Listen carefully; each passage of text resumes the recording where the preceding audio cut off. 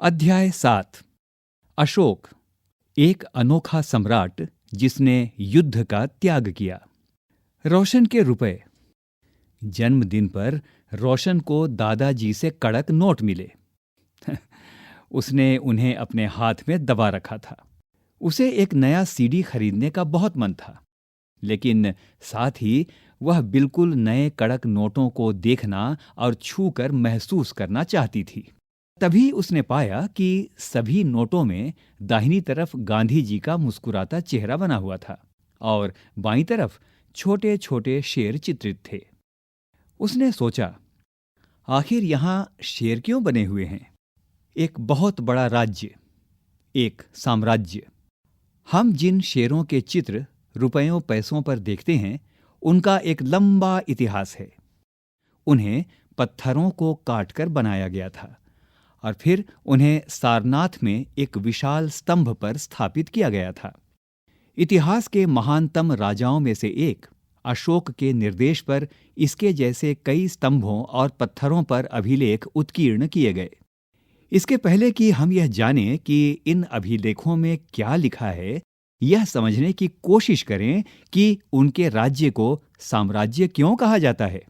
अशोक जिस साम्राज्य पर शासन करते थे, उसकी स्थापना उनके दादा चंद्रगुप्त मौर्य ने लगभग 2300 साल पहले की थी। चाणक्य या कौटिल्य नाम के एक बुद्धिमान व्यक्ति ने चंद्रगुप्त की सहायता की थी। चाणक्य के कई विचार हमें अर्थशास्त्र नाम की किताब में मिलते हैं। इस पृष्ठ पर एक मानचित्र दिया गया है। जिन जगहों पर अशोक के शिलालेख मिले हैं, उन्हें इस मानचित्र में लाल बिंदुओं से दिखाया गया है। ये सारे इलाके साम्राज्य के भीतर थे। उन देशों के नाम बताओ जहां अशोक के अभिलेख मिले हैं। हाँ, ये भी बताओ, भारत के कौन से राज्य मौर्य साम्राज्य से बाहर थे? साम्राज्य में बहुत से नगर थे। मानचित्र में उन्हें काले बिंदुओं से दिखाया गया है। इनमें साम्राज्य की राजधानी पाटलिपुत्र, उज्जैन और तक्षशिला जैसे नगर प्रमुख थे। तक्षशिला उत्तर पश्चिम और मध्य एशिया के लिए आने जाने का मार्ग था। दूसरी तरफ उज्जैन उत्तरी भारत से दक्षिणी भारत जाने वाले रास्ते में पड़ता था। शायद नगरों में व्यापारी, सरकारी अधिकारी और शिल्पकार रहा करते थे। साम्राज्य के बहुत बड़े क्षेत्रों में किसानों और पशुपालकों के गांव बसे हुए थे। मध्य भारत जैसे इलाकों में ज्यादातर हिस्सा जंगलों से भरा हुआ था। वहां पर लोग फल फूल का संग्रहण और जानवरों का शिकार करके जीविका चलाते थे। साम्राज्य के अलग अलग इलाकों में लोग भिन्न भिन्न भाषाएं बोलते थे। वे लोग शायद अलग अलग प्रकार का भोजन करते थे और यहाँ तक कि अलग अलग किस्म की पोशाक भी पहनते थे। इस पृष्ठ पर वंश के बारे बताया गया है। जब एक ही परिवार के कई सदस्य एक के बाद एक राजा बनते हैं, तो उन्हें एक ही वंश का कहा जाता है। मौर्य वंश में 3 महत्वपूर्ण राजा हुए: चंद्रगुप्त, उसका बेटा बिंदुसार और बिंदुसार का पुत्र अशोक। राज्य साम्राज्य से कैसे भिन्न है?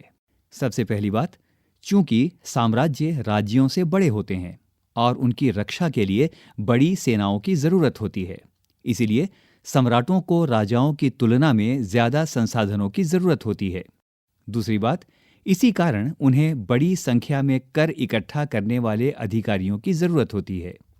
साम्राज्य का प्रशासन, चूंकि मौर्य साम्राज्य बहुत बड़ा था, इसलिए अलग अलग हिस्सों पर अलग अलग ढंग से शासन किया जाता था। पाटलिपुत्र और उसके आसपास के इलाकों पर सम्राट का सीधा नियंत्रण था।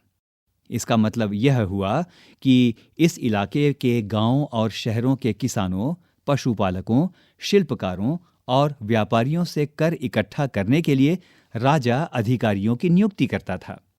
जो राजा के आदेशों का उल्लंघन करते थे, अधिकारी उनको सजा भी देते थे। इनमें से कई अधिकारियों को वेतन भी दिया जाता था। संदेशवाहक एक जगह से दूसरी जगह घूमते रहते थे और राजा के जासूस अधिकारियों के कार्यकलाप पर नजर रखते थे। इन सब के ऊपर सम्राट था, जो राज परिवार एवं वरिष्ठ मंत्रियों की सहायता से सब पर नियंत्रण रखता था। मौर्य साम्राज्य के भीतर कई छोटे क्षेत्र या प्रांत थे। इन पर तक्षशिला या उज्जैन जैसी प्रांतीय राजधानियों से शासन किया जाता था।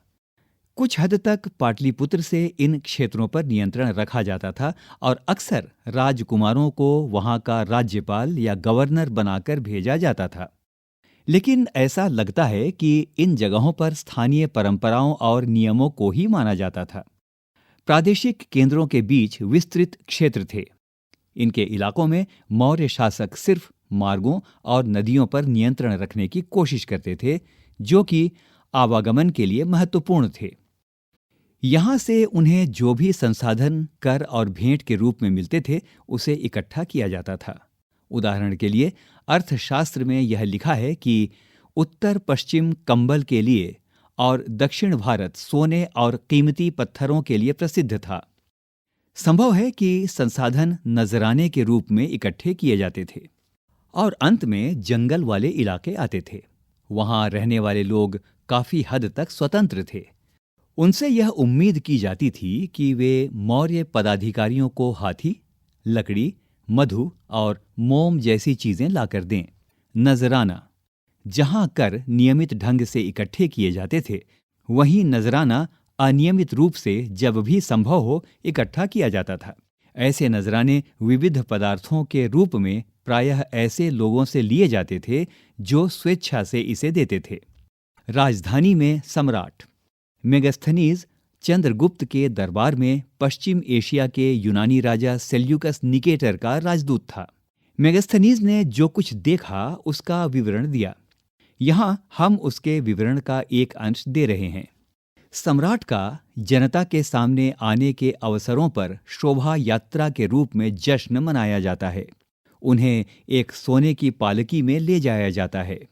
उनके अंगरक्षक सोने और चांदी से अलंकृत हाथियों पर सवार रहते हैं। कुछ अंगरक्षक पेड़ों को लेकर चलते हैं। इन पेड़ों पर प्रशिक्षित तोतों का एक झुंड रहता है जो सम्राट के सिर के चारों तरफ चक्कर लगाता रहता है। राजा सामान्यतः हथियारबंद महिलाओं से घिरे होते हैं। वे हमेशा इस बात से डरे रहते हैं कि कहीं कोई उनकी हत्या करने की कोशिश ना करे। उनके खाना खाने से पहले खास नौकर उस खाने को चखते हैं। वे लगातार 2 रात एक ही कमरे में नहीं सोते थे। और पाटलिपुत्र, जो आज का आधुनिक पटना है, उसके बारे में मेगास्थनीज ने कुछ इस प्रकार से लिखा है। यह एक विशाल और खूबसूरत नगर है। यह एक विशाल प्राचीर से घिरा है जिसमें 570 बुर्ज और 64 द्वार हैं। 2 और 3 मंजिल वाले घर लकड़ी और कच्ची ईंटों से बने हैं। राजा का महल भी काठ से बना है, जिसे पत्थर की नक्काशी से अलंकृत किया गया है। यह चारों तरफ से उद्यानों और चिड़ियों के लिए बने बसेरों से घिरा है। अशोक, एक अनोखा सम्राट। अशोक मौर्य वंश के सबसे प्रसिद्ध शासक थे। वह ऐसे पहले शासक थे जिन्होंने अभिलेखों द्वारा जनता तक अपने संदेश पहुंचाने की कोशिश की। अशोक के ज्यादातर अभिलेख प्राकृत भाषा और ब्राह्मी लिपि में हैं। अशोक का कलिंग युद्ध। कलिंग तटवर्ती उड़ीसा का प्राचीन नाम है। इसे पृष्ठ 68 में मानचित्र संख्या 5 में देखा जा सकता है। अशोक ने कलिंग को जीतने के लिए एक युद्ध लड़ा, लेकिन युद्ध जनित हिंसा और खून खराबा देखकर उन्हें युद्ध से वितृष्णा हो गई। उन्होंने निर्णय लिया कि वे भविष्य में कभी युद्ध नहीं करेंगे। आइए शिलालेख में कलिंग के युद्ध का वर्णन सुने। अपने एक अभिलेख में अशोक ने यह बात कही: राजा बनने के 8 साल बाद मैंने कलिंग विजय की। लगभग 1.5 लाख लोग बंदी बना लिए गए। 1 लाख से भी ज्यादा लोग मारे गए। इससे मुझे अपार दुख हुआ। क्यों? जब किसी स्वतंत्र देश को जीता जाता है तो लाखों लोग मारे जाते हैं, बहुत सारे बंदी बनाए जाते हैं। इसमें ब्राह्मण और श्रमण भी मारे जाते हैं। जो लोग अपने सगी संबंधियों और मित्रों को बहुत प्यार करते हैं तथा दासों और मृतकों के प्रति दयावान होते हैं, वे भी युद्ध में या तो मारे जाते हैं या अपने प्रियजनों को खो देते हैं। इसीलिए मुझे पश्चाताप हो रहा है। अब मैंने धम्म पालन करने एवं दूसरों को इसकी शिक्षा देने का निश्चय किया है। मैं मानता हूं कि धम्म के माध्यम से लोगों का दिल जीतना बलपूर्वक विजय पाने से कहीं ज्यादा अच्छा है। मैं यह अभिलेख भविष्य के लिए एक संदेश के रूप में इसलिए उत्कीर्ण कर रहा हूं कि मेरे बाद मेरे बेटे और पोते भी युद्ध ना करें। इसके बदले उन्हें यह सोचना चाहिए कि धम्म को कैसे बढ़ाया जाए। धम्म संस्कृत शब्द धर्म का प्राकृत रूप है। अशोक का धम्म क्या था? अशोक के धम्म में किसी देवता की पूजा अथवा किसी कर्मकांड की आवश्यकता नहीं थी। उन्हें लगता था कि जैसे पिता अपने बच्चों को अच्छे व्यवहार की शिक्षा देते हैं, वैसे ही उनका यह कर्तव्य था कि अपनी प्रजा को निर्देश दें। वे बुद्ध के उपदेशों से भी प्रेरित हुए थे। ऐसी कई समस्याएं थीं जिनके लिए उनमें संवेदना थी।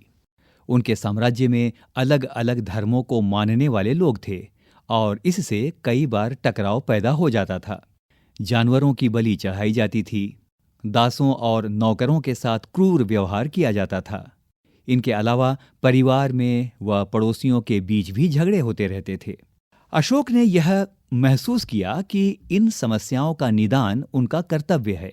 इसीलिए उन्होंने धम्म महामात्य नाम के अधिकारियों की नियुक्ति की, जो जगह जगह जाकर धम्म की शिक्षा देते थे। इसके अतिरिक्त अशोक ने अपने संदेश कई स्थानों पर शिलाओं और स्तंभों पर खुदवा दिए।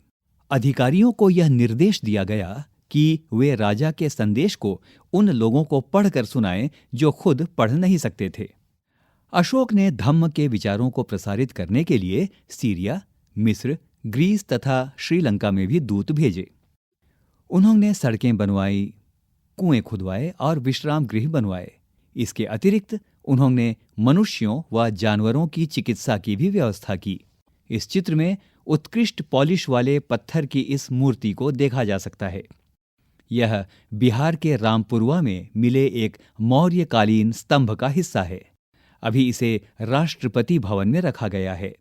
यह उस समय की मूर्ति कला का एक नमूना है। अशोक ने अपनी प्रजा को इस प्रकार से संदेश दिया। लोग विभिन्न अवसरों पर अनुष्ठान करते हैं। उदाहरण के लिए, जब वे बीमार होते हैं, जब उनके बच्चों का विवाह होता है, बच्चों के जन्म पर और जब यात्रा शुरू करते हैं, तब वे तरह तरह के अनुष्ठान करते हैं। ये कर्मकांड किसी काम के नहीं। इसके बदले यदि लोग दूसरी रीतियों को माने तो वह ज्यादा फलदायी होगी। ये अन्य प्रकार की रीतियां क्या हैं? ये हैं अपने दासों और नौकरों के साथ अच्छा व्यवहार करना, बड़ों का आदर करना, सभी जीवों पर दया करना और ब्राह्मणों तथा श्रमणों को दान देना। अपने धम्म की प्रशंसा या दूसरों के धम्म की निंदा करना, दोनों ही बातें गलत हैं। हर किसी को दूसरे धर्म का आदर करना चाहिए। यदि कोई अपने धर्म की बड़ाई और दूसरों के धर्म की बुराई करता है तो वह वास्तव में अपने धर्म को ज्यादा नुकसान पहुंचा रहा है। इसीलिए हर किसी को दूसरे के धर्म के प्रमुख विश्वासों को समझने की कोशिश करते हुए उसका आदर करना चाहिए। भारत के प्रथम प्रधानमंत्री पंडित जवाहरलाल नेहरू ने लिखा है, उनके धर्मादेश आज भी हमसे एक ऐसी भाषा में बात करते हैं जिन्हें हम समझ सकते हैं और जिनसे हम बहुत कुछ सीख सकते हैं। अशोक ने धम्म के विचारों को दूर दूर तक फैलाने के लिए उन बातों को बताया जो आपके अनुसार आज भी प्रासंगिक हैं। अशोक के संदेश के उन हिस्सों को बताओ जो आज भी प्रासंगिक हैं। ब्राह्मी लिपि। आधुनिक भारत की ज्यादातर लिपियां पिछले सैकड़ों वर्षों में ब्राह्मी लिपि से उत्पन्न हुई हैं। यहाँ आप अ अक्षर को अलग अलग भाषाओं की लिपियों में देख सकते हैं। इस बॉक्स में आरंभिक ब्राह्मी, देवनागरी यानी हिंदी, बांग्ला, मलयालम और तमिल की लिपियां हैं। अन्यत्र। मौर्य साम्राज्य के उभरने से थोड़ा पहले, लगभग 2400 वर्ष पहले, चीन में सम्राटों ने चीन की दीवार का निर्माण शुरू किया। इसे बनाने का उद्देश्य उत्तरी सीमा की पशुपालक लोगों से रक्षा करना था। अगले 2000 वर्षों तक इस दीवार का निर्माण कार्य चलता रहा, क्योंकि साम्राज्य की सीमाएं बदलती रहीं। यह दीवार लगभग 6400 किलोमीटर लंबी है तथा पत्थर और ईंट से बनी है। इसकी ऊपरी सतह सड़क जैसी चौड़ी है। इस दीवार को बनाने के लिए हजारों लोगों को काम करना पड़ा। हर 100-200 मीटर की दूरी पर इस पर निगरानी के लिए बुर्ज बने हुए हैं। इसी बॉक्स में चीन की दीवार का चित्र दिया गया है।